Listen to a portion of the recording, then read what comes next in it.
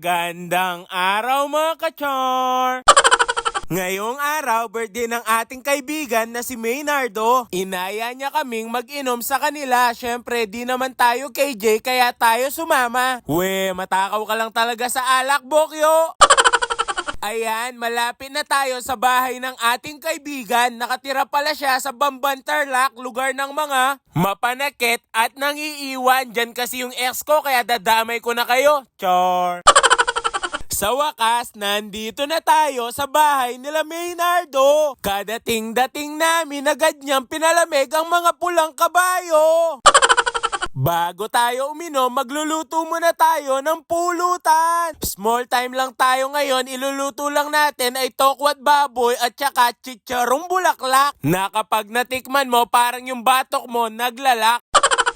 Ayan, okay na ang ating chicharong bulaklak kaya igigisa na natin ang ating tokwat baboy. Syempre, nagpainit muna tayo ng mantika. Tapos linagay natin yung bawang. Nung medyo golden brown na, linagay natin yung sibuyas. Sinabay ko nang ilagay yung oyster sauce. Tsaka ako linagyan ng isang basong tubig. Tsaka ako na din inilagay yung tokwat baboy. Pinaghalo-halo ko na mabuti. Tsaka ako linagay yung gulay. Ganito na yung kinalabasan. Tignan nyo naman, sa tingin pa lang masarap na o paano pag natikman nyo pa. Kaso lang, di na mangyayari yon kasi inubos na namin.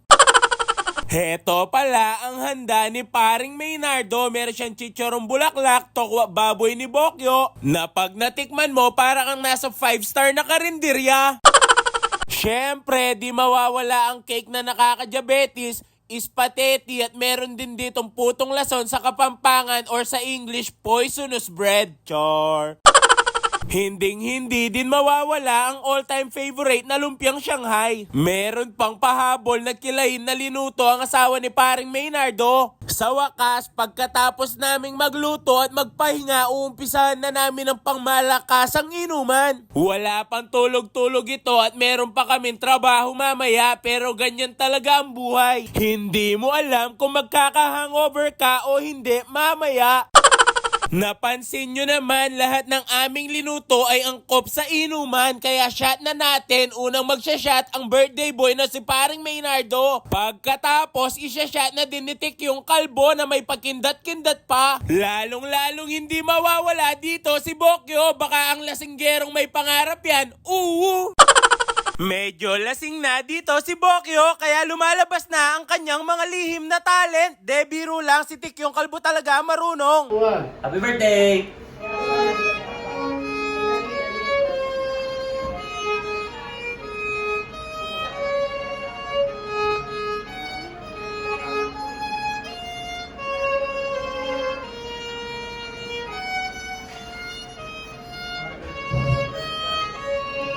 O, diba, nakita nyo naman, di lahat ng kalbo ay masamang tao, yung iba may talent din. Char!